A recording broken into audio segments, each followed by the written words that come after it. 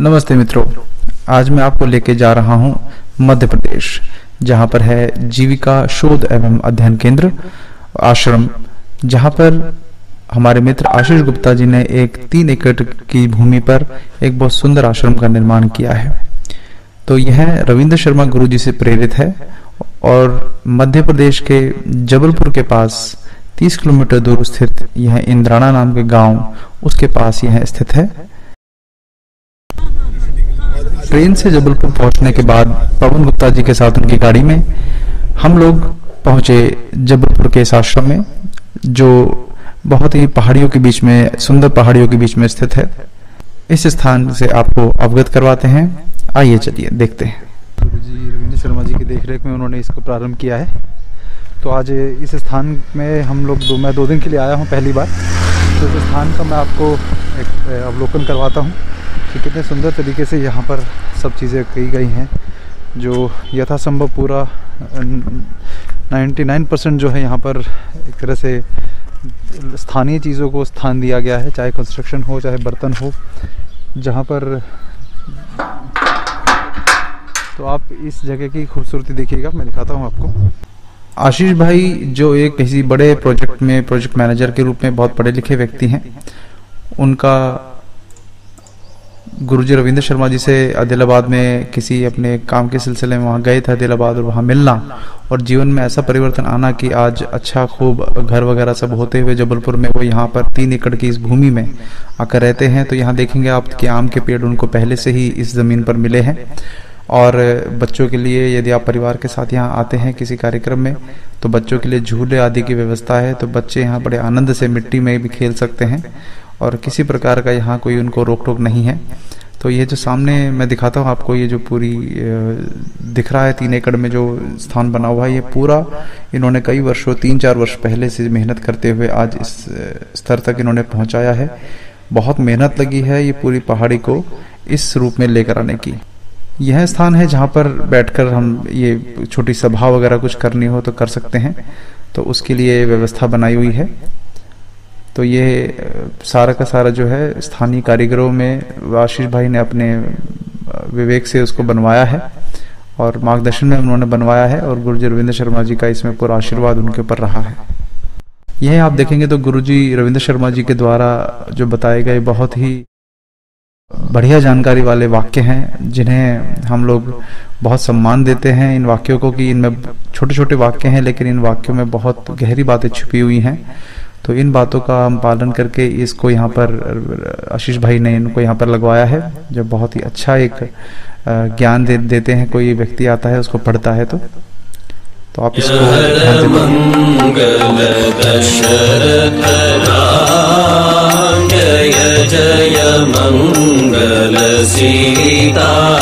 और यहाँ जब यह काम चल रहा था ये सब बनाने का, तो यहाँ पर खुदाई में बहुत सारी खुदाई में वो चीज़ें मिली हैं, जो छोटी छोटी मूर्तियाँ और पुरानी कलाकृतियाँ छोटी मोटी मिली हैं, तो उनको भी इन्होंने यहाँ प्रदर्शित किया हुआ है। तो यह बहुत पुराने से यह स्थान यहाँ पर मौजूद था, लेकिन आशीष भाई ने यहाँ खुदाई करके पूरी पहाड़ी को समतल थोड़ा बनाकर इस ज़मीन को जो है यहाँ पर विकसित किया है, जो बहुत ही मेहनत का और परंतु बहुत ही अद्भुत है।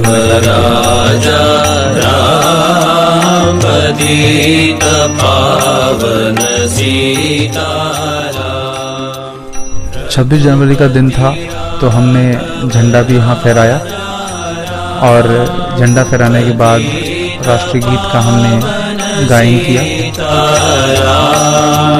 रघुपति राघव राजा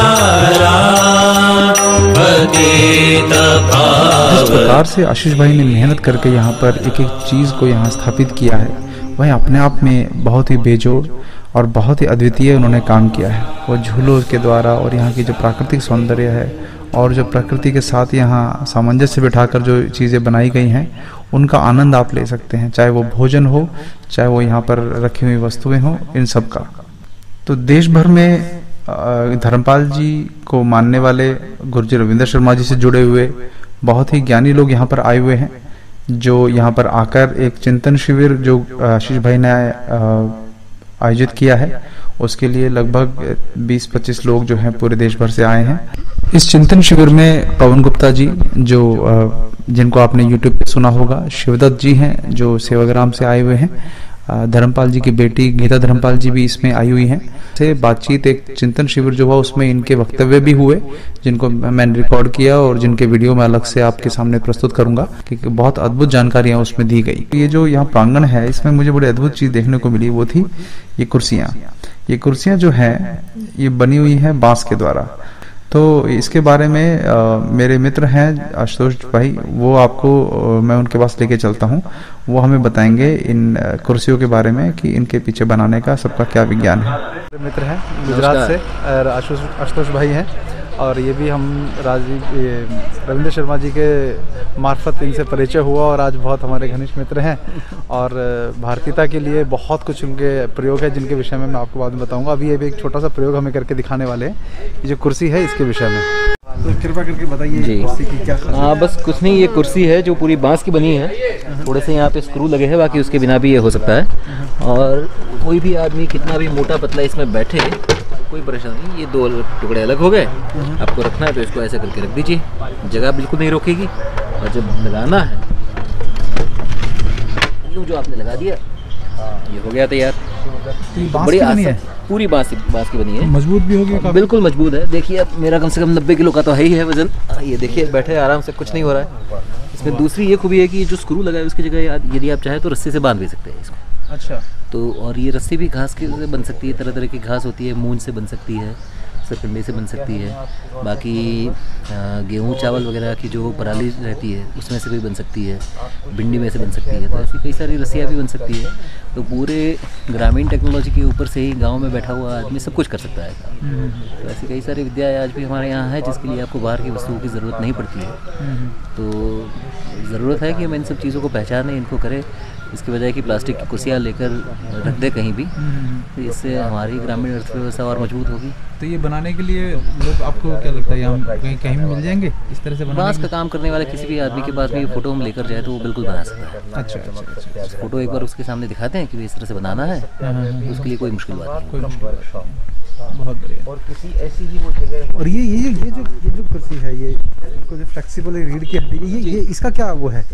ये भी पूरा देखिए ध्यान से, ये पूरा एक बांस है, ये सब बांस के टुकड़े ये छोटे से, इसके बीच में ये तार या रस्सी जैसा कुछ लगा हुआ है, तो जिससे आप आराम से बैठ सकते हो। आपके शरीर का जो भी आकार है ये उसका स्वरूप ले लेगी। ये भी पूरा लकड़ी और बांस का ही है, लकड़ी भी नहीं है, खास करके बांस ही है पूरा।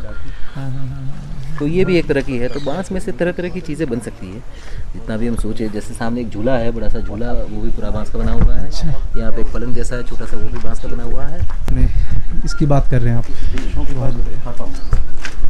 झूला भी जो है पूरा बांस का है। बांस खींचने में समय भी लगता नहीं है, बस थोड़ी सी स्मोक ट्रीटमेंट करनी पड़ती है इस्तेमाल करने से पहले बांस की। अच्छा, स्मोक ट्रीटमेंट का क्यों? नीचे अंगारे, क्योंकि इसमें कीड़े लग जाते हैं बांस में, तो उसमें रहता है। यदि कोई जानकार हो तो उसे पता होगा कि किसी तिथि नक्षत्र में ही बांस को काटा जाना चाहिए। कभी भी काटने से कीड़े लगने की संभावना ज़्यादा रहती है। खैर इस सब का ज्ञान तो थोड़ा अभी खंगालना पड़ेगा, कहीं से मिले ना मिले। तो ये एक बार ही करना पड़ता है वो स्मोक ट्रीटमेंट? स्मोक ट्रीटमेंट एक ही बार करना पड़ता है। बांस जब सूख जाता है थोड़ा सा, अच्छा, तो उस समय बांस को एक लोहे के प्लेटफॉर्म के ऊपर रख के उसके नीचे कोयला छोड़ना होता है, गर्म कोयला। अच्छा। तो उसमें से आग की ज्वालाएं नहीं निकलनी चाहिए, बल्कि कोयला केवल गर्म होना चाहिए। तो जो रेड हॉट जिसे बोलते हैं, तो वो कोयले में से जो धुआं निकलता है, तो धुआं ये बांस के, जैसे मान लीजिए ये 2 गठान है, ये तो बांस की पट्टी है, लेकिन पूरे बांस में मान लीजिए जैसे 2 गठान है, बीच में एक छोटा सा छेद आप करके रखिए, एकदम छोटा, सुई की नोक के बराबर। तो वो छेद में से ये धुआं अंदर जाएगा, और धुआं अंदर जाने के बाद में अंदर जो भी छोटे मोटे कीटाणु, विषाणु, जीवाणु जो भी रहे होंगे या उनके अंडे जो भी रहे होंगे, वो सबका नाश हो जाएगा। यदि उनका नाश नहीं हुआ तो ये बांस सूखने के बाद में उनका विकास होगा। विकास होने के बाद में ये टूट जाने की भी संभावना रहेगी, कमज़ोर होगा। अच्छा। जबकि ये बांस सालों साल तक चलता रहेगा। दीमक लगने की संभावना भी बड़ी कम है इसमें। ये पलंग भी देखिए बना हुआ है।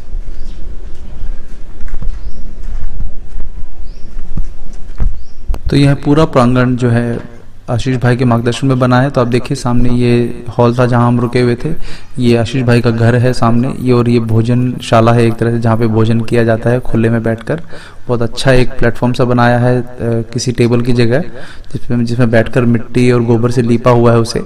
तो बड़ा सुंदर ये एक वातावरण देता है भोजन के लिए। तो एक बड़ी अच्छी बात जो थी वो थी गीता धर्मपाल जी, जो धर्मपाल जी की बेटी है, उनसे मिलना, क्योंकि 2011 में सेवाग्राम वर्धा में जब वो आई थी तो मैंने उनके भाषण का, अंग्रेज़ी भाषण का हिंदी में ट्रांसलेशन करके फिर बताया था, तब उनसे परिचय हुआ था। तो अब उनकी हिंदी काफ़ी अच्छी हो गई है। राजीव कोहली जी हैं गुरदासपुर से।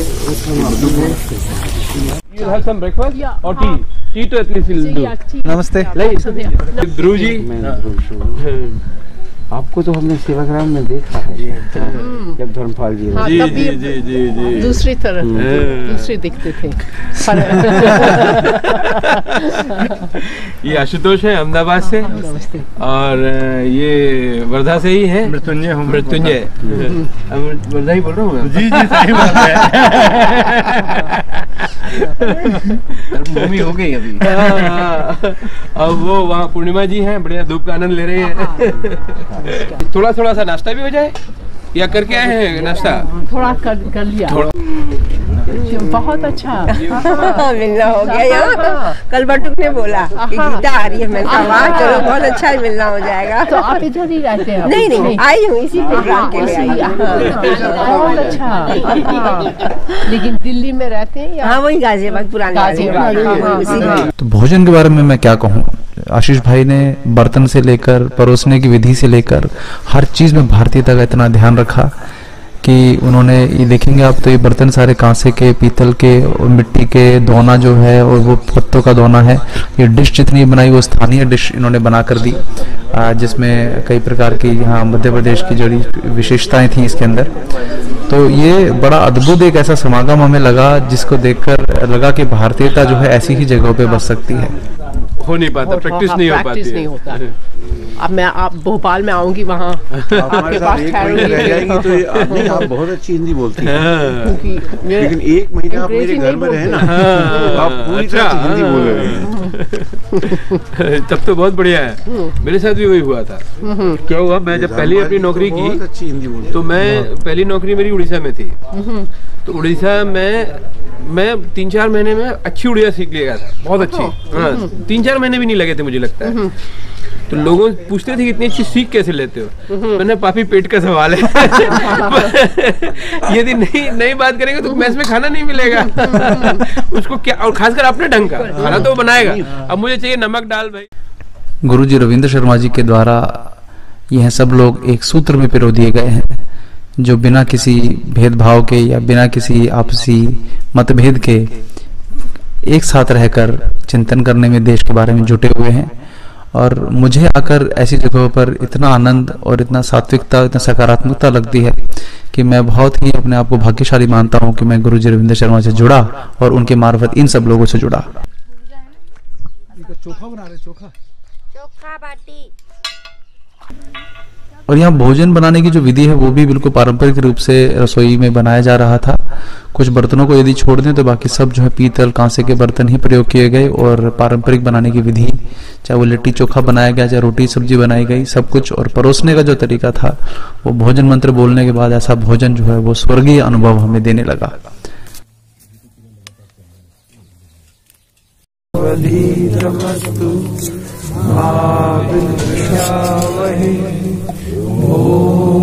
शांति शांति शांति।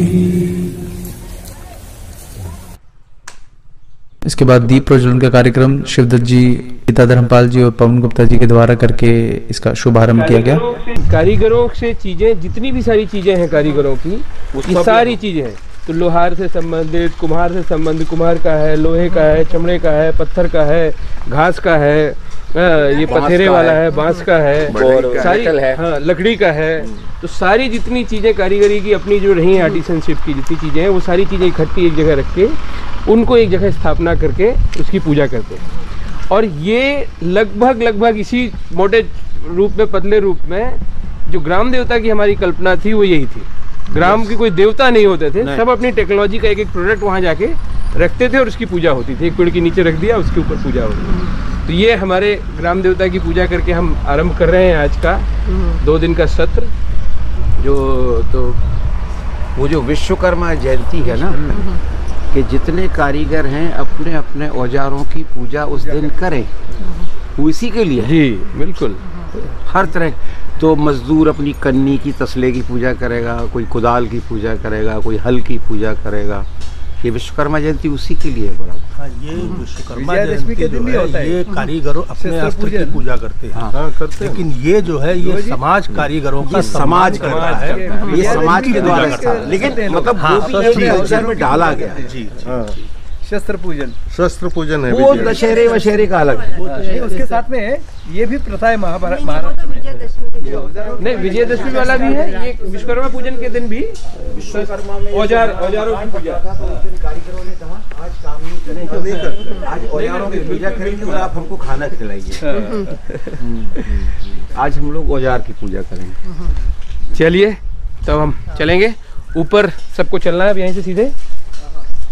बहुत ऊपर नहीं हुआ। उसके बाद आशीष भाई को हमने निवेदन किया है कि थोड़ा सा अपनी दृष्टि से हमें इस स्थान का अवलोकन करवाएं। कुछ 1-2-4 महीनों में हो जाएगा वो भी। और कितने लोग इधर रह सकते हैं ऊपर? हाँ, इस पूरे 50 लोग आराम से। 50 लोग। Depends on people how comfortable होने नहीं, 100 लोग तक भी रह सकते हैं। किस समय में पहले जब हमने यहाँ चालू किया था, ये पूरा मतलब जो ऊपर पूरी पहाड़ी दिख रहे हैं ना, ये पहाड़ी पूरी वहाँ तक एक्सटेंड थी। पहाड़ी मतलब उसी स्लोप में और उसी वेजिटेशन के साथ में झाड़ियाँ ज़्यादा हैं, गुलमेंदी ही है, लंकाना ही है, बाकी झाड़ तो नहीं है, बचे ही नहीं है। ये सबसे पहले हमने कंस्ट्रक्शन किया हुआ है। 4-4.5 साल 5 साल हो गए लगभग ये। यहाँ से फिर उसके धीरे धीरे यहाँ रुक के काम चलता था, ये होता था, वो होता था। ये हमारी अभी छोटी बैठक हो, जैसे कल हम लोग यहाँ बैठे थे, 20-25 लोग हैं, तो यहाँ बैठ सकते हैं। और सुबह शाम की प्रार्थना यहाँ होती है। तो ये स्थल है। अच्छा, बढ़िया। सुबह शाम दोनों समय। हाँ।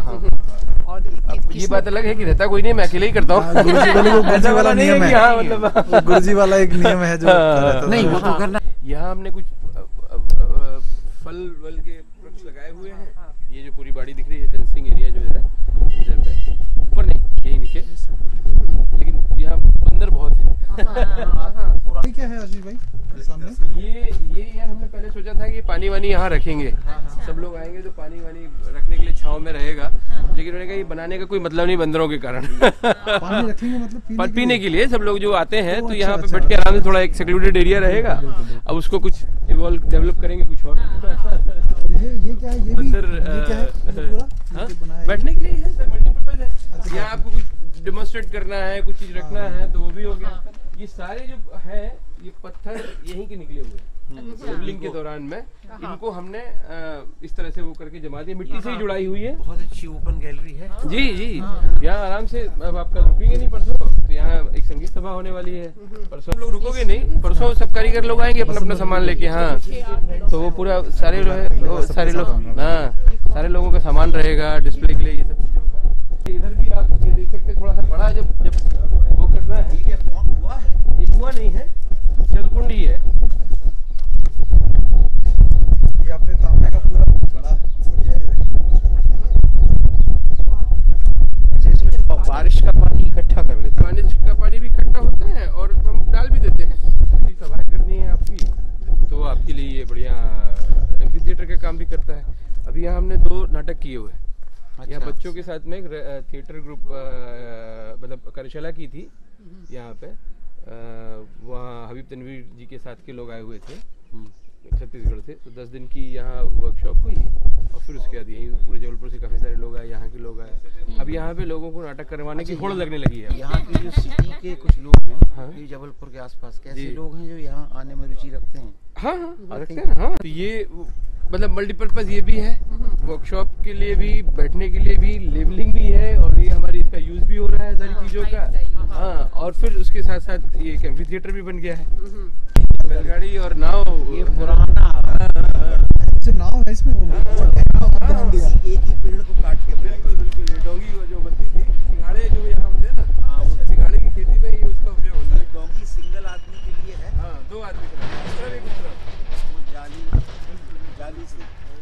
हाँ, ये एक ही पेड़ के तने को एक ही पेड़ के तने। हाँ, यस जहाँ देखिए जहाँ क्रैक हो जाती है वहीं जॉइंट मार देते हैं। गेट पर डिस्प्ले इसमें फटता ना जाए। हाँ, जहाँ भी फटेगा जॉइंट मार दो। जॉइंट मारो। जी एक हॉल है पूरा, अंदर चलते हैं अपन। और इसमें ये स्लोप यूज करते हुए आधे पोर्शन में ये बेसमेंट बना लिया है। और ये सारे दरवाजे आप देख रहे हैं, ये सारे दरवाजे हमने सब पूरे नक्काशी वाले यही पुराने के, यही गांव के हैं, आपके इंद्राना गांव के ही हैं, भाई साहब इंद्राना गांव के। और ये बहुत मजबूत दरवाजे होते हैं। हाँ बिल्कुल बिल्कुल। इनमें पीतल के भी लगाते हैं कुछ लोग जो अपनी हैसियत से। वो है ना, दिखाता हूँ मैं आपको। और ये इस सारी जगहों पे ये कोशिश करने वाले हैं आगे। एक तो ये पूरी मड प्लास्टरिंग है, मिट्टी की ही प्लास्टरिंग है और गोबर से उसका लेपन हुआ है। अलग अलग हमारी जो कारीगरी विधाएं हैं, सबका एक एक डिस्प्ले हो, एक एक वॉल पे कुम्हार का, लोहार का, सुनार का, बिल्कुल। तो ये कुम्हारी का एक डिस्प्ले के लिए है कि ऐसा होगा तो ऐसा बनेगा। ये कुम्हार के जितने प्रोडक्ट्स बनते हैं ये और ये जो है। आइए, ये दरवाजा देखिए, ये भी यही गांव का ही है। और ये मतलब ये लगभग 200-250 साल वाला है ये, क्योंकि इस तरह की डिजाइन ही अब आजकल कहाँ मिल रही है? मिल गया होगा तो आपने जी कैसे मिला?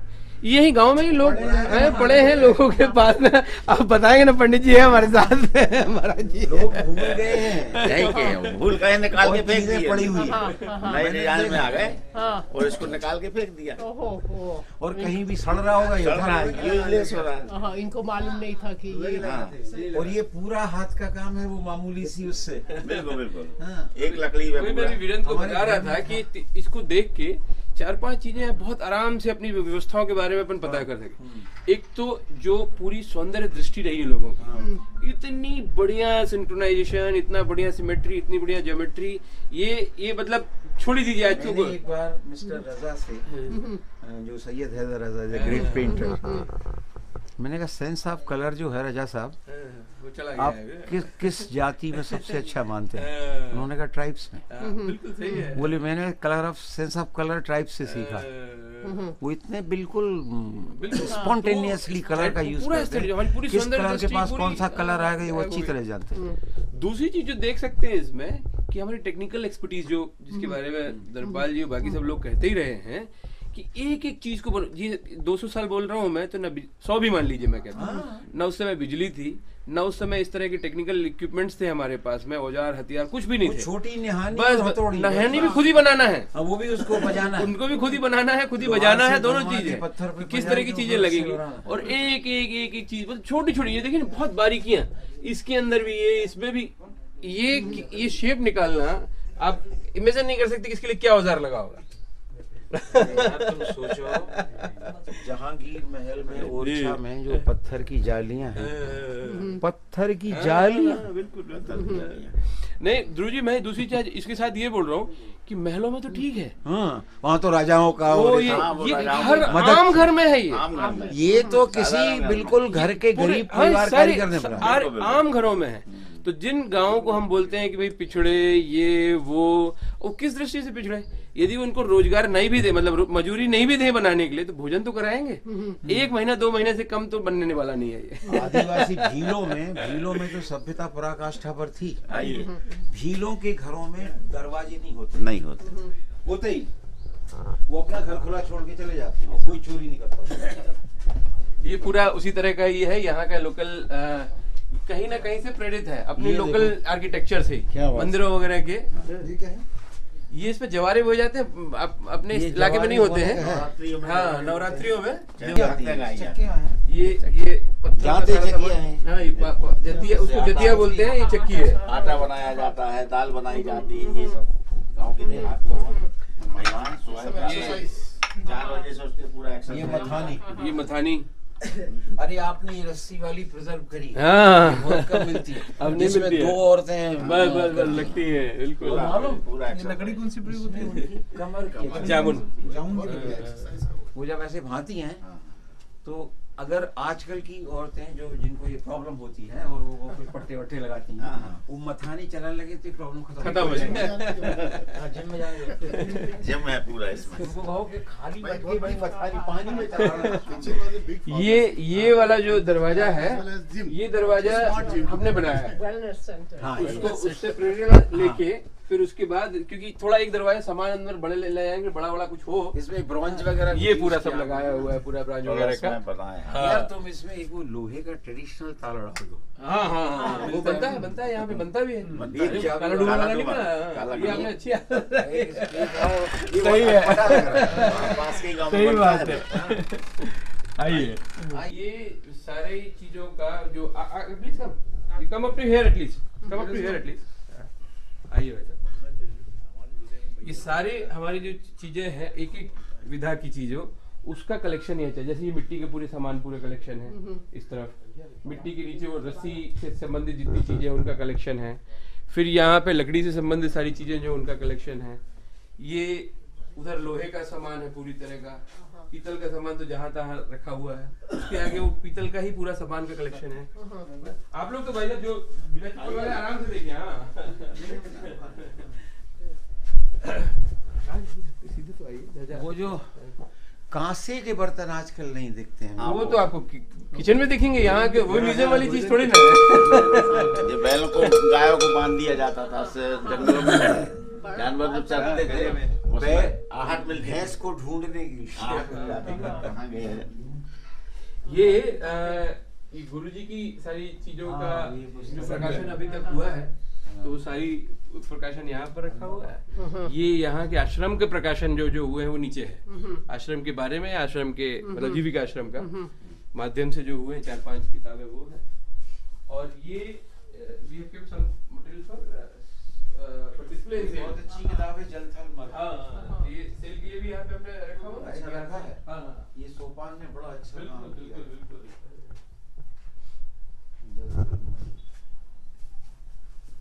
ये तो पवन जी की एडिटेड किताब है। वो धर्मपाल वाला सेट भी रखा हुआ है। हाँ पांचों वाली। हाँ वो नीचे दिख रहा हुआ है।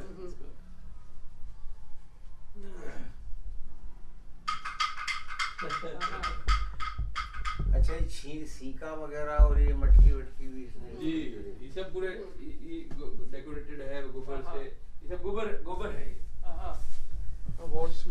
गोबर।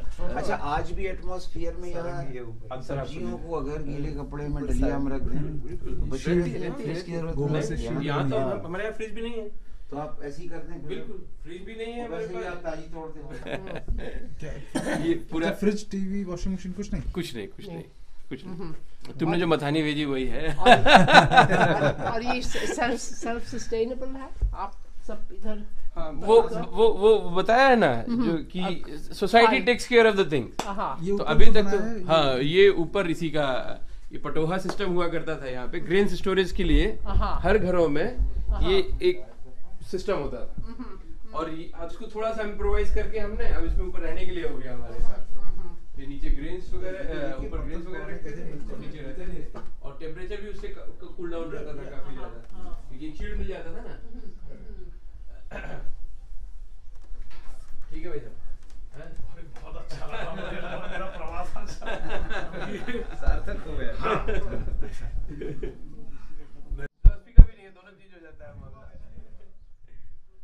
सारे लोग मिलकर, सारे कारीगर मिलकर डिसाइड करते थे, सारे कारीगर।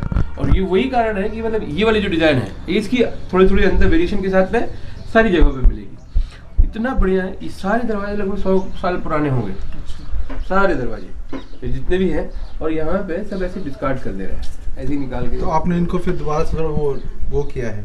हाँ, मतलब पुराने वो जो स्थिति पे तुमको दिखाऊंगा दरवाजे जो है, तो वो अलग ही दरवाजे हैं। हाँ इधर आओ, इस तरफ से आपको दिखेगा। अच्छा इस तरफ निकल आओ बाहर एक बार।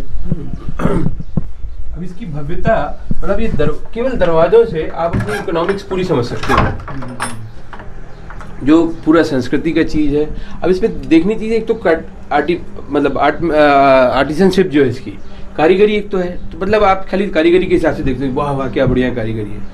दूसरी चीज उसकी सौंदर्य दृष्टि देखो ना यार, इतना सुंदर चीज ये बनाई हुई है। ये पूरा ये जो सब चौखट वगैरह सब एक कॉम्बो है ये पूरा। अच्छा। तो ये पूरी इतनी बढ़िया कारीगरी, और ये 100 साल पुराने की हैं, जब अपने पास ना बिजली थी, जब ना इतने बड़े बड़े औजार थे, हथियार थे, कुछ नहीं थे इन लोगों के पास में।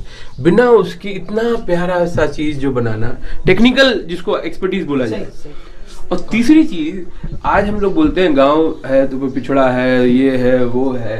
अब ये दरवाजे, अभी तुम गांव जाओ, तुम इस बार कम समय के लिए आए हो, तुम गांव जाओगे ना तो पता चलेगा कि हर घर में है ये, हर घर में। अच्छा। और ये आज कोई बनाया, मतलब आज के इसमें रिपेयर करने वाले नहीं मिल रहे हैं मुझे, रिपेयर करने वाले नहीं मिल रहे हैं। तुम सोचो जरा, मतलब इतने बड़े बड़े जिनको 2,000 रुपए दिन का वो लेते हैं लेकिन बढ़ाई, लेकिन वो रिपेयर करने वाले तक नहीं, इस चीज को नहीं छू नहीं पाते, उठा नहीं पाते हैं। प्लाई में काम करने की आदत हो गई, तो ऐसा काम कर रहे हैं बिना बिजली का, बिना अपना सब कुछ है भाई है। ये अपना किचन है, ये अपना रहने रुकने सोने का है, भी एक बना हुआ है, ये भी पूरी लकड़ी का। वो जा सकते हैं? हाँ चलेंगे ना फिर। अच्छा। यहाँ सारी चीजें जो कोशिश की हुई है, अभी टेम्परेरी छोड़ दो, जिसमें अचार विचार 2-4 जगह रखे हुए हैं। जी जी। ये सारी चीजें हमारे यहाँ पीतल की, मिट्टी की, कांसे की, जो चीज इसकी है। पानी तांबे में होना चाहिए तो पानी के लिए तांबा का है। अच्छा अच्छा। खाने पीने की चीजें जो आपकी कांसे में होनी चाहिए वो कांसे की पूरी थालियां हैं। जी जी।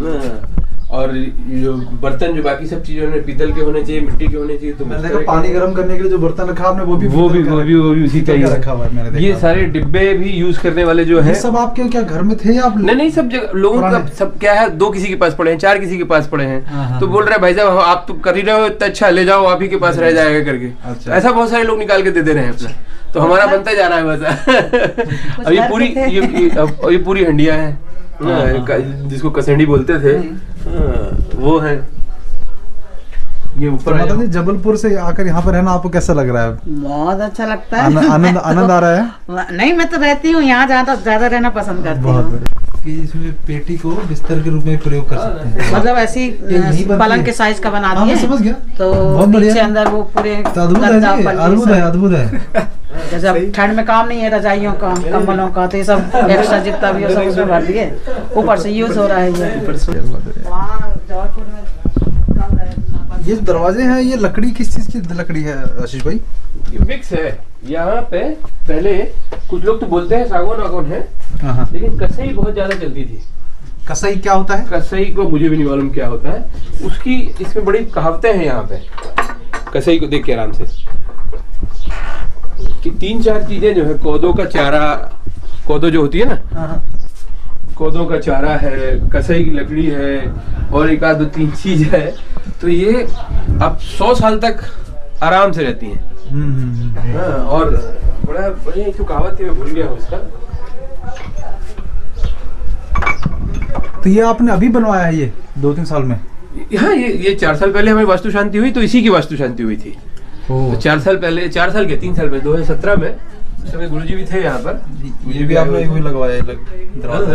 ये भी दरवाजा है या खिड़की है? अब ये दोनों तरह की चीजें हैं। देखो ना, इसका मतलब दोनों तरह का प्रयोग है इसका। ये निकल के जा रहे हो तो दरवाजा है, खाली देख रहे हो तो खिड़की है। बहुत सुंदर। आपका ध्यान एकाग्रता।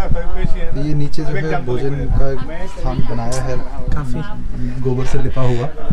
ये ऊपर हॉल है जिसमें कल रात को भजन का कार्यक्रम हुआ। ये अभी इसको देखो, ये पूरी, ये मतलब पुराने देखोगे तो बड़ा स्थिति गड़बड़।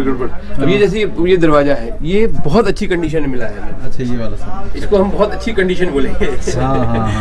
दरवाजे दिखाऊंगा तुमको। अच्छा, ये हमारे यहाँ सबसे बढ़िया दरवाजा मिला है जो वो ये वाला। ये सबकी कंडीशन ऐसी थी, लेकिन नहीं, ये सबकी कंडीशन तो एकदम ही खराब थी। अच्छा, उसको अपने वो करके ये करके अलग तरह से। तो ये 2-3 लोग जब आ जाते हैं तो अपने यहाँ पे सोने का यहीं पे व्यवस्था है पूरी। बहुत सुंदर। यहाँ आओ तो यहाँ से आपको पूरा नज़ारा अपने आश्रम का। ये इसको आप क्या बोलते हैं सामने? ये अपना अभी मल्टीपर्पज़ ही जैसे है, सारी तरह की चीज़ें हैं। और ये क्या बोलते हैं, क्या बनाया है, ये अपनी संकल्पना ही नहीं है। सारी चीजें जिस तरह से हुआ है, हम गए तो सो गए, बस कार्यक्रम भी कर लिया चाहा तो है। वो अपने यहाँ वो बेडरूम डाइनिंग और ये वाला कॉन्सेप्ट है, बाकी सारी जगह बेडरूम डाइनिंग वाला कॉन्सेप्ट होता नहीं है। तो इसमें हमारी जो कल्पना है कि लाइब्रेरी हो, हमारा बैठ के अध्ययन का, जो हम जो अध्ययन केंद्र बात कर रहे हैं, तो अध्ययन का वो हो, हाँ, अभी तो वो उसके कारण हम लोग ने हटा रखा है, टेबल कुर्सियाँ वगैरह लगी हुई थी पूरी पूछे। और इसी में ही हमारा म्यूज़ियम है। हमारी कारीगरी से संबंधित जितनी सारी चीज़ें हैं, सुनार, कुम्हार, लोहार, बढ़ई, जितने भी हमारी कारीगरी से संबंधित चीज़ें हैं, अलग अलग तरह की कारीगरी की, वो देख भी रहेंगे। चल के देखें। हाँ, वो देख भी रहे होंगे आप। तो वो सारी चीज़ें हैं। और इसके साथ साथ जब लोग आ जाते हैं तो रुकने के लिए भी है, बैठक कक्ष भी है, और एक अपने आप में डेमो ही है, आर्किटेक्चरल डेमो है कि भाई क्या है ये। सबसे पहले वीरेन देखो गौरव, हमने वो बनाया हुआ था, वो मिट्टी वाला जो घास वाला जो है, तो फोटो से पहले, हाँ सबसे पहले जो था, सबसे पहले ये बनाया हुआ था। तो यहाँ वहाँ से रह के ही फिर हम लोग रात को रुकते भी वहीं थे। वो जो अभी डाइनिंग वाइनिंग ये सब जो चीज़ हो रही है ना, पहले सब वही काम हुआ, क्योंकि ये पूरा पीछे जैसे ये जंगल दिख रहा है ना, इधर से देखो भी दिखेगा, ये पूरी झाड़ियों वाला, तो ये पूरी झाड़ियों की जैसे ही यहाँ तक भी थी वो पूरी, धीरे धीरे धीरे करके एक एक एरिया उसको वो किया, ये किया, साफ करते कराते।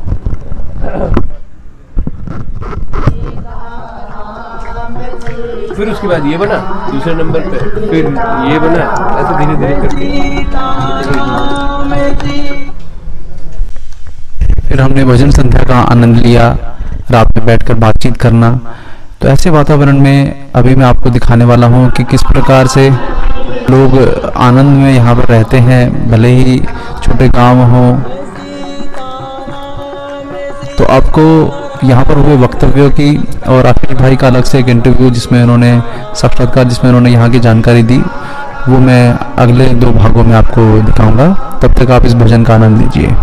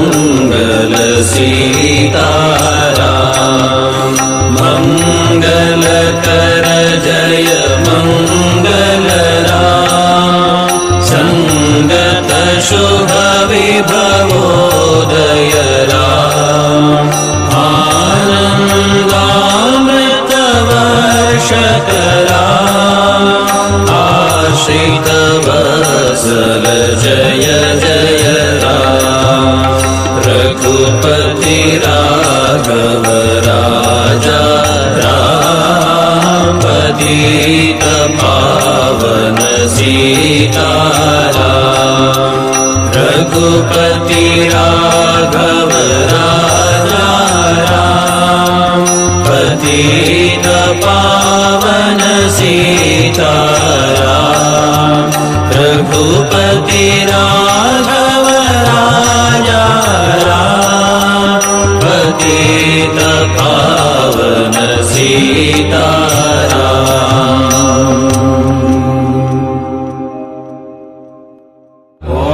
शांति शांति शांति।